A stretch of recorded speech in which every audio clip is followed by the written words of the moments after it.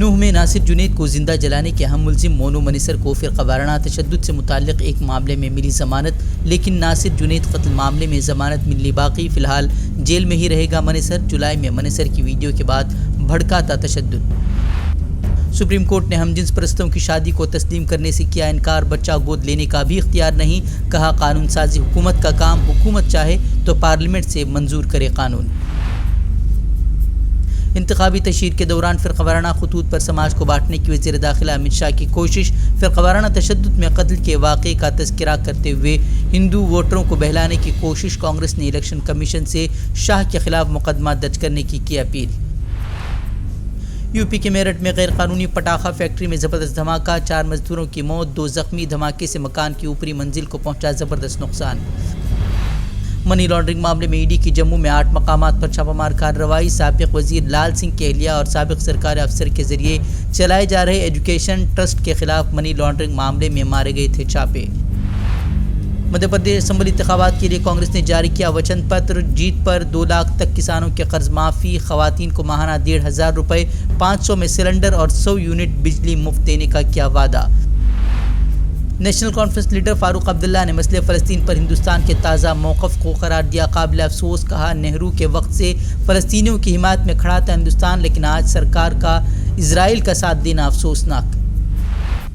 غزہ میں اسرائیل کے قتل عام کو روکنے کے لیے اقوام متحدہ میں جنگ بندی سے متعلق قرارداد نامنظور، قرارداد کی حمایت نے پڑے 6 ووٹ، جبکہ امریکہ، جاپان، فرانس اور برطانیہ نے قرارداد کے خلاف دیا ووٹ، 6 ممالک نے ووٹنگ میں نہیں لیا حصہ۔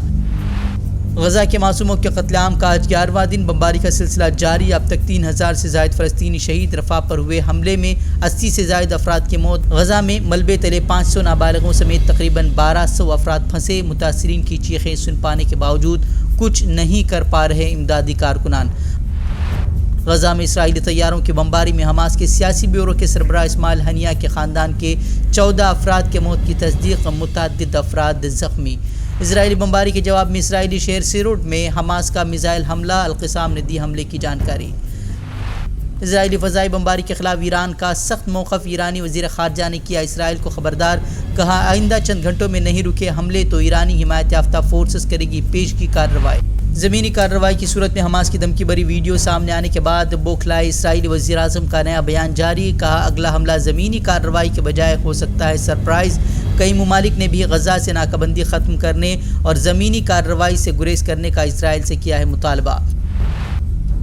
فلسطینیوں کی جبری بے دخلی کی سعودی عرب نے کی شدید مذمت، فوری جنگ بندی کر غزہ پٹی کی ناکہ بندی ختم کرنے کا کیا مطالبہ، آزاد فلسطینی ریاست کی دہرائی مانگ۔ اقوام متحدہ نے کہا فلسطینیوں کو غزہ سے انخلاء کا اسرائیلی حکم بین الاقوامی قوانین کی خلاف ورزی۔ اردن کے بادشاہ نے کیا صاف، نہیں اردن میں پناہ گزین بنے گا فلسطینی، نہیں مصر میں مہاجر کی طرح کوئی گزارے گا زندگی۔ غزہ کی انسانی صورتحال کو غزہ کے اندر سلجھانے کا کیا مطالبہ۔